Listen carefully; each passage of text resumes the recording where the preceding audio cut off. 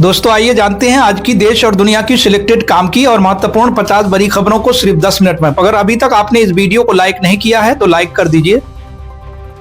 26 जनवरी यानी गणतंत्र दिवस के मौके पर यात्रियों की सुविधा के लिए दिल्ली मेट्रो सुबह 3 बजे से चलने लगेगी।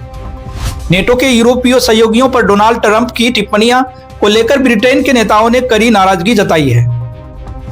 भारत देश में सोने की कीमतों ने नया इतिहास बना दिया है। आज सोना 3182 की तेजी के साथ 1.55 लाख प्रति 10 ग्राम के ऑल टाइम हाई पर पहुंच गया। सिर्फ 23 दिनों में सोना 21,000 महंगा हो चुका है, जो अब तक की सबसे तेज बढ़त मानी जा रही है। वहीं चांदी की बात अगर करें तो उसमें भी जबरदस्त उछाल देखा गया है। चांदी आज 11,994 बढ़कर 3.12 लाख प्रति किलो तक पहुंच गई है।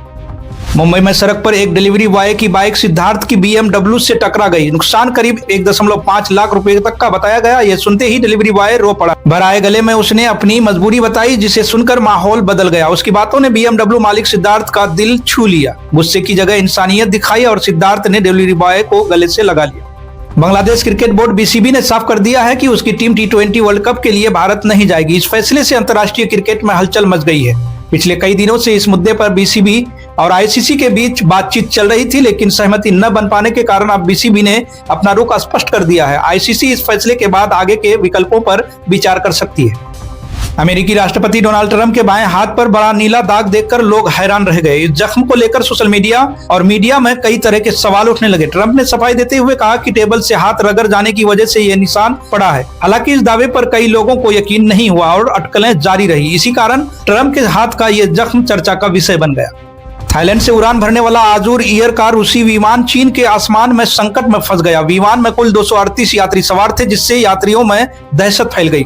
तकनीकी समस्या के बाद विमान ने आपातकालीन सिग्नल भेजा। इसके बाद चीन के लांजू एयरपोर्ट पर इमरजेंसी लैंडिंग कराई गई। राहत की बात यह रही कि सभी यात्री सुरक्षित बताए जा रहे हैं। भारत और यूरोपियन यूनियन के बीच अगले हफ्ते FTA फाइनल होने जा रहा है, जिससे व्यापार को नई रफ्तार मिलेगी। इसी मौके पर एक बड़ी डिफेंस डील पर भी साइन होने की पूरी तैयारी है।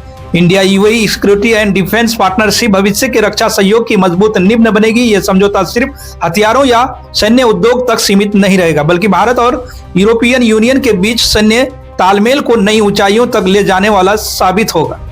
अमेरिका ने ईरान की ओर भारी सैन्य ताकत तैनात कर दी है, जिससे तनाव और बढ़ गया है। इस कदम को राष्ट्रपति डोनाल्ड ट्रंप की सख्त धमकी से जोड़कर देखा जा रहा है। जवाब में ईरान ने भी आक्रामक रुख अपनाते हुए कड़ा संदेश दिया है। ईरानी सेना ने कहा है कि उनकी उंगलियां ट्रिगर पर ही हैं। दोनों देशों के बीच बढ़ता टकराव अब वैश्विक चिंता का कारण बनता जा रहा है। तिरुवनंतपुरम की रैली में PM मोदी ने कहा, केरल में भारतीय जनता पार्टी सरकार की नींव पर गई है। केरल दौरे के दौरान प्रधानमंत्री ने अमृत भारत ट्रेनों समेत कई विकास परियोजनाओं का उद्घाटन किया। उन्होंने राज्य में बेहतर कनेक्टिविटी को विकास की रीढ़ बताया। PM मोदी ने स्टार्टअप, विज्ञान और हेल्थ केयर सेक्टर में निवेश बढ़ाने पर खास जोर दिया। उनके भाषण को केरल की राजनीति में बड़े बदलाव का संकेत माना जा रहा है।